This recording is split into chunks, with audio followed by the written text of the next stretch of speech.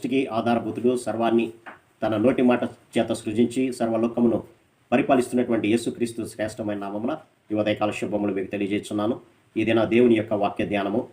మీరు పరదేశులై ఉన్నంత కాలము భయముతో గడుపుడి. 1 పేతురు పత్రిక 1వ అధ్యాయము 17వ వచనం.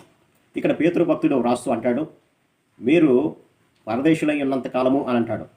అవును ప్రియులారా, భూమి మీద కొద్ది కాలము నివాసము చేయడానికి మనము దేవుని చేత ఏర్పాటు చేయబడినటువంటి వారము. మన యొక్క పౌరస్థితి భూమి మీద కాదు కానీ పరలోకమందున్నది. మనము మరణించిన తర్వాత పరలోకానికి వెళ్ళవలసినటువంటి వారము.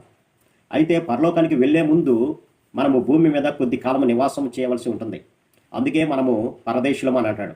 అంతేకాకుండా 2వ అధ్యాయము 11వ వచనంలో కూడా చూస్తే, ప్రియులారా మీరు పరదేశులను యాత్రికులై ఉన్నారు అని అంటాడు. భూమి మీద యాత్రికులుగా ఉండటానికి మనం ఏర్పాటు చేయబడినటువంటి వారు. కాబట్టి ఈ భూమి మీద ఉన్నంతకాలము మీరు భయముతో గడుపుడి అని అంటున్నాడు.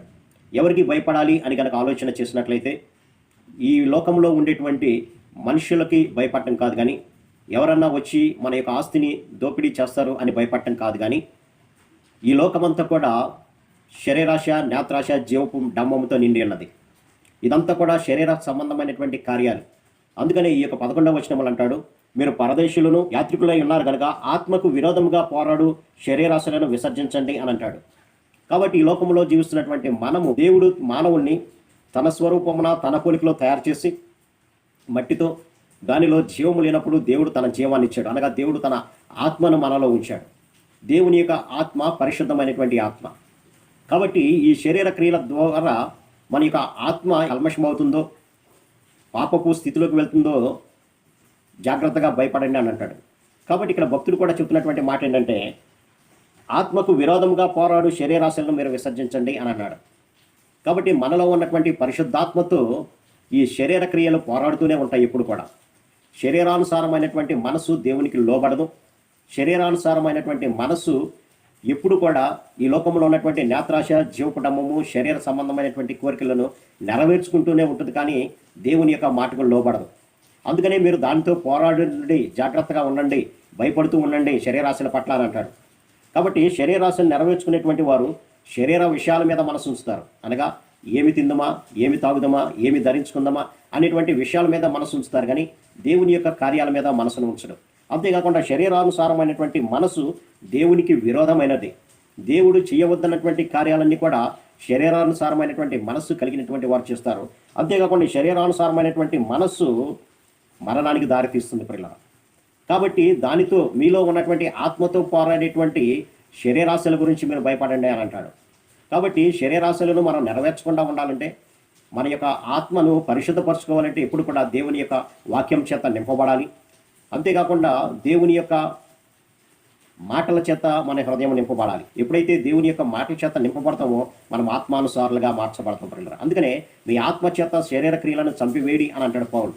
ఎప్పుడైతే శరీర క్రియలను చంపివేస్తామో అప్పుడు మనం ఆత్మానుసారంగా జీవిస్తామో, ఆత్మానుసారమైనటువంటి మనసు దేవునికి లోబడేటువంటి మనసు, ఆత్మానుసారమైనటువంటి మనసు జీవాన్ని కలుగు చేసేటువంటి మనసు.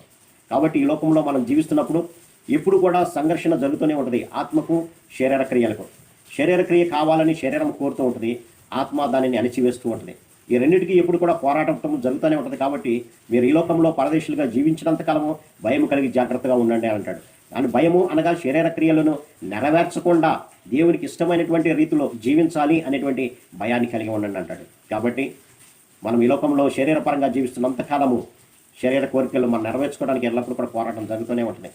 కాబట్టి శరీర క్రియలను చంపాలి అంటే దేవుని యొక్క ఆత్మకు నీ హృదయంలో చోటివ్వాలి.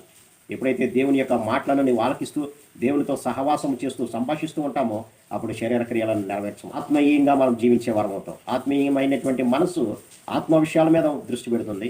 ఆత్మానుసారమైనటువంటి మనసు జీవానికి దారితీస్తుంది. కాబట్టి సదా క్రీస్తుతో జీవించే భాగ్యాన్ని కలుగు చేస్తుంది. కాబట్టి ఇది నా వాక్య ధ్యానం ద్వారా ఈ లోకంలో మనం పరదేశులం అనే విషయాన్ని జ్ఞాపకం చేసుకొని మన యొక్క ఆత్మను పాడు చేసేటువంటి శరీర క్రియలను దేవుని యొక్క వాక్యం చేత నశింపజేసి దేవునికి ఇష్టలైనటువంటి వారిగా జీవిద్దాం. అట్టి కృపా పరిశుద్ధాత్మ దేవుడు మనందరికీ దయచేయను గాక.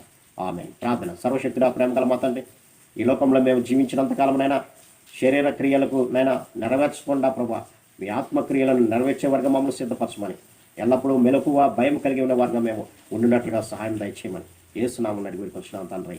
ఆమేన్. God bless.